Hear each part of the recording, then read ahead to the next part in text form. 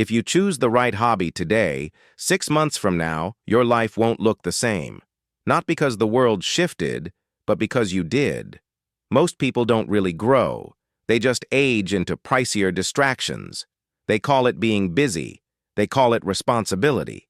But a quiet 1% treats a hobby like a hidden training ground. They show up in silence, over and over, until discipline becomes automatic and confidence stops being something they chase. Today I'm giving you 10 hobbies that seem ordinary on the surface, but internally they build something dangerous: focus, composure, and the ability to continue even when your mind begs you to stop. Choose one. Commit to it seriously. 6 months from now, people won't ask, "What changed?" They'll ask, "How did you do it?" And one of these is the fastest way to strengthen confidence without turning you into a loud, artificial version of yourself. Most people avoid it because the beginning feels uncomfortable. Stay until the end. The Stoics understood something simple. You don't rise to the level of your intentions, you fall to the level of your training. They reminded themselves that each day exists to do the work a human being is meant to do. Not when you feel ready, but because it must be done. In practical terms, stop waiting for motivation. Pick your discipline and let it shape you into someone who can't be easily shaken. Hobby 1. Boxing. Not to fight others, but to confront the version of you that collapses under pressure. Boxing sharpens timing, movement, and controlled aggression. You learn to breathe while your heart races. You learn that fear is loud, but it doesn't give orders. Every round teaches the same lesson. You're stronger than the doubts running through your head. Hobby 2. Journaling. Mental conditioning through writing. Putting thoughts on paper forces clarity. It cuts through confusion, organizes chaos, and reveals patterns you've been repeating for years. You review your day honestly, not to punish yourself, but to understand yourself. A mirror that tells the truth, without comforting lies. Hobby 3. Weightlifting. Not for looks, for authority over yourself. The bar doesn't negotiate. It teaches that strength is earned, not granted. Rep by rep, you teach your nervous system that discomfort isn't fatal. Once you can do hard things on command, other areas of your life begin to follow. Hobby 4. Calisthenics. Mastery of your own body. Pull-ups, dips, handstands. No machines, no shortcuts. Just gravity versus excuses. It's humbling because progress is honest, but it's empowering because improvement can't be denied. Limits exist to be challenged, not accepted. Hobby 5. Chess. A quiet battlefield where impulse is punished and patience is rewarded. Chess trains foresight, restraint, and emotional discipline.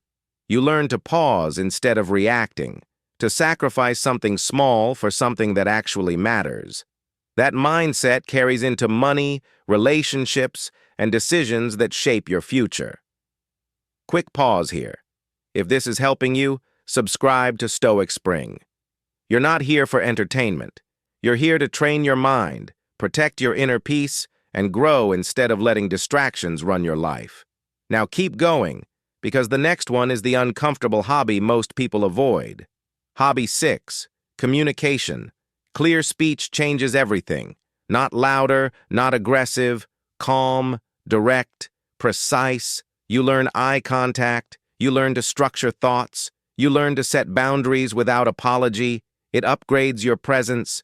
It feels awkward at first because it exposes insecurity. That discomfort is exactly why it works. Hobby 7. Reading.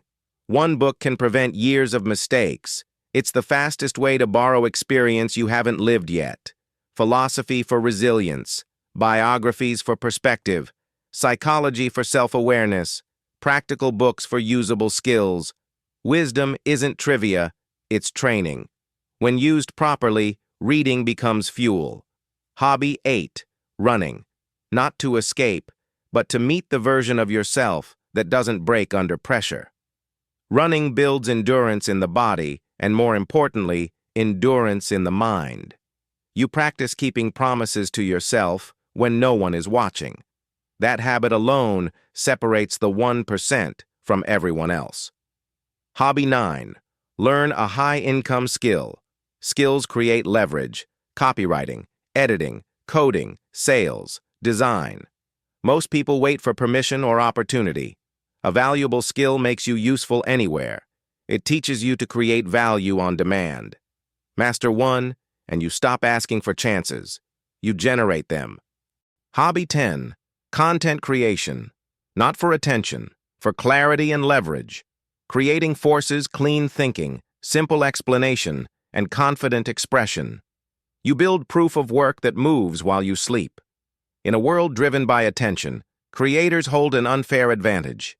Even if only a few people see your work at first, you're training identity, discipline, and influence.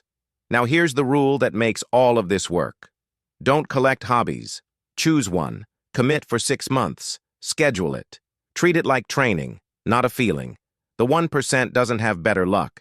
They have a practice they don't negotiate with. Choose today. Start small. Start immediately. Your future self will thank you. For daily reminders like this, subscribe to Stoic Spring. You'll build the habit of protecting your peace and growing with intention instead of repeating the same cycles. Now tell me, which hobby would you add to this list? Comment it below and explain why it deserves a place.